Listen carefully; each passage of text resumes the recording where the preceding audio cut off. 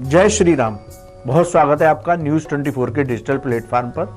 मैं हूं हरि गोपाल शर्मा। मित्रों, लॉकडाउन का समय चल रहा है। आप सभी घर पर रहें, स्वस्थ रहें, यही हमारी कामना है। हम इस एपिसोड में चर्चा कर रहे हैं रामानंद सागर के उत्तर रामायण सीरियल पर, जो आप रोज सीरियल देख रहे हैं। कल और आज सुबह आपने देखा उत्तर रामायण का मेगा एपिसोड। उसमें आपने देखा कि अश्वमेध यज्ञ शुरू हो चुका है। गुरु वशिष्ठ ने भगवान राम को गोदावरी के पावन तट से जल लाने के लिए बोला। भगवान राम कलश में जल लेकर के आते हैं। जितने भी यज्ञ आचार्य हैं उनके चरणों का वो शुद्ध करते हैं। उसके बाद अपनी माताओं का चरण स्पर्श करते हैं और जनक जी का स्पर्श करते हैं।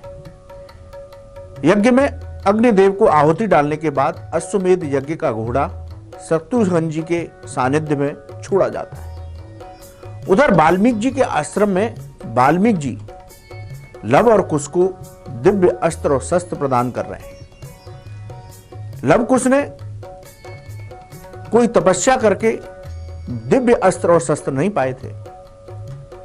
वाल्मीकि जी ने लव कुश पर कृपा करके उनका सबसे पहले कुंडलिनी जागरण किया, उनके सातों चक्रों को जागृत किया और उनके सातों चक्र जागृत करने के बाद वाल्मीकि जी ने सभी देवताओं का आह्वान किया कि आप लव और कुश को अपने दिव्य अस्त्र प्रदान करें। इस तरह से लव और कुश के पास दिव्य अस्त्र आ जाते हैं। वाल्मीकि ऋषि लव और कुश को आश्रम की रक्षा का भार देकर के सीता जी का विशेष यज्ञ पूर्ण कराने के लिए त्रिवेणी संगम पर चले जाते हैं। उधर शत्रुघ्न जी के सानिध्य में सभी दिशाओं में अश्वमेध यज्ञ का घोड़ा विजय प्राप्त करने के बाद लौट करके आ रहा है। कौशलपुर की सीमा पर वो घोड़ा वाल्मीकि जी के आश्रम में पहुंच जाता है। वाल्मीकि जी के आश्रम में पहुंचने के बाद लव उस घोड़े को पकड़ लेते हैं। शत्रुघ्न जी की सेना का सेनापति और सेना वहां जाती है उस घोड़े को छुड़ा करने के लिए, लेकिन लव और कुश मिलकर के उनके सेनापति को परास्त कर देते हैं। इतना ही नहीं, अपने चाचा शत्रुघ्न को भी लव युद्ध में परास्त कर देते हैं।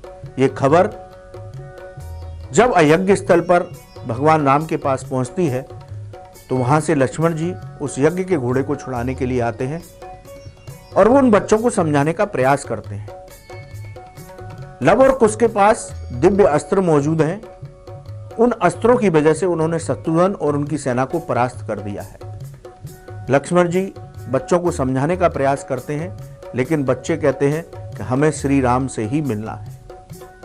इस एपिसोड में आपने देखा कि कितना दिव्य यज्ञ शुरू हुआ और किस तरह से शत्रुघ्न जी परास्त हुए। अब लव और कुश का युद्ध लक्ष्मण जी के साथ होगा। आप इस सीरियल को अनवरत देखते रहिए। आप सभी स्वस्थ रहें, यही हमारी कामना है। जय श्री राम।